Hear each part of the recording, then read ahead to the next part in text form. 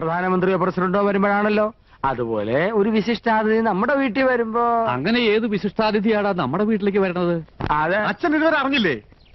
നിങ്ങൾ അച്ഛനോട് പറഞ്ഞില്ലേ? മോശമായി പോയി. അച്ഛാ, നമ്മുടെ വീട്ടിൽ യമുനാറാണി വരുന്നു. Super star Yamunarani. വേറെ എത്രയോ വീടുകളുണ്ട്, യമനിക്ക് പോകാൻ തോന്നിയില്ലല്ലോ. മുൻഷി പരമേശ്വരൻ പിള്ളയുടെ ഒരു വെയിറ്റ്. യമുന റാണി അറിയപ്പെടുന്ന കലാകാരി നമ്മുടെ വീട്ടിൽ വരുന്നത് നല്ല കാര്യം തന്നെ. പക്ഷേ നമ്മൾ ഇപ്പൊ താമസിക്കുന്ന വീട്ടിലേക്ക് യമുന വരില്ല എന്നുണ്ടോ? അല്ല അച്ഛാ, അവരുടെ ഒരു സ്റ്റാറ്റസ് നമ്മൾ നോക്കണ്ടേ? അവരുടെ പദവിക്കനുസരിച്ച് ഉയരാനുള്ള ശേഷി നമുക്കുണ്ടോടാ? നമുക്കൊരു അഭിമാനമുണ്ട്. അച്ഛന് പറഞ്ഞാ മനസ്സിലാവില്ല. അതേടാ, എനിക്കൊന്നും മനസ്സിലാവില്ല. മനസ്സിലായിക്കോളും.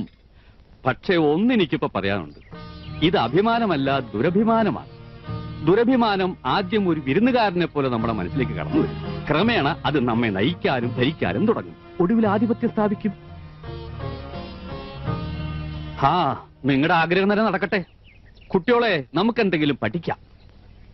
അച്ഛനിപ്പോ പഴഞ്ചൊല്ലൊന്നും പറഞ്ഞില്ലല്ലോ. മറന്നുപോയതാവും. എന്നാ ഞാൻ പറയാം. തെളിക്കുന്ന വഴി പോയില്ലെങ്കിൽ പോകുന്ന വഴി തെളിക്കുക.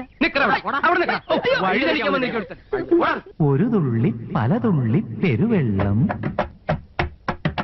ഒരു നാളും നന്നല്ല പൊങ്ങച്ചം.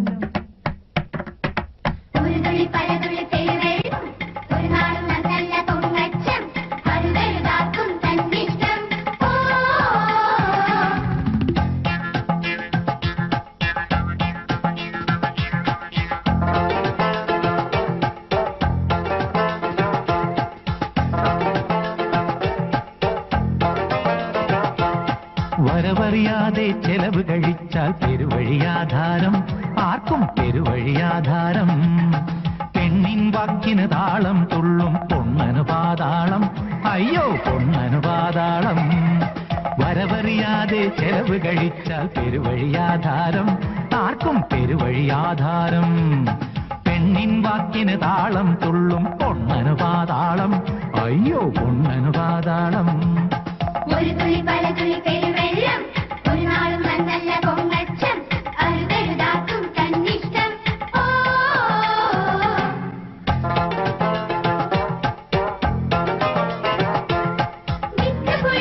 കുത്തരുത്, പത്തിന് 100 കൊടിക്കരുത്, നിലമറിയാതെ വിതയ്ക്കരുത്, തലമറന്നെണ്ണ തേക്കരുത്, നിങ്ങൾ തലമറന്നെണ്ണ തേക്കരുത്.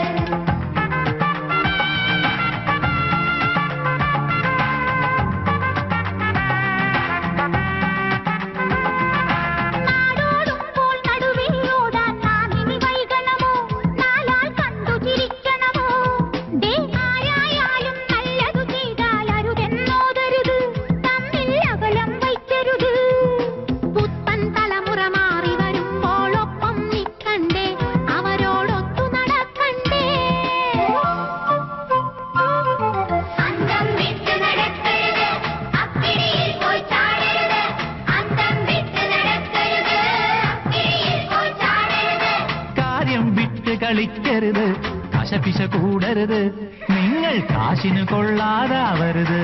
ഒരു തുള്ളി പല തുള്ളി പെരുവെള്ളം, ഒരു നാളും നന്നല്ല പൊങ്ങച്ചം, അരുതരുതാക്കും തന്നിഷ്ടം. ഹരോ ഹര ഹര ഹരോ ഹര ഹര ഹരോ ഹര ഹര ഹരോ ഹര.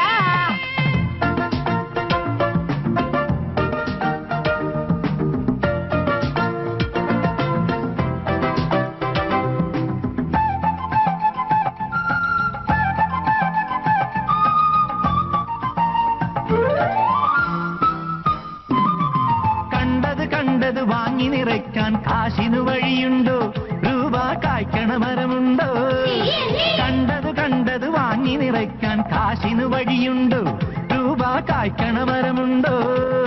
കടവും പലിശയുമായി മുടിഞ്ഞാൽ ഇടവഴി പലതുണ്ടോ? മുങ്ങാൻ തരികിട വശമുണ്ടോ?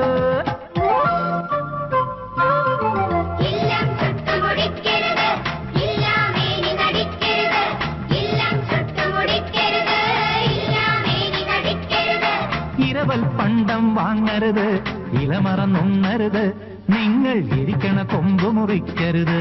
ഒരു തുള്ളി പല തുള്ളി പെരുവെള്ളം, ഒരു നാളും നന്നല്ല പൊങ്ങച്ചം, അരുതരുതാക്കും തന്നിഷ്ടം.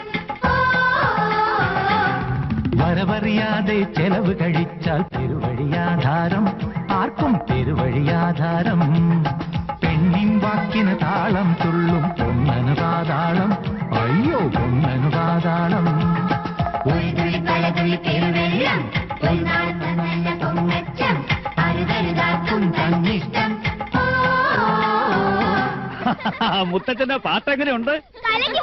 ആ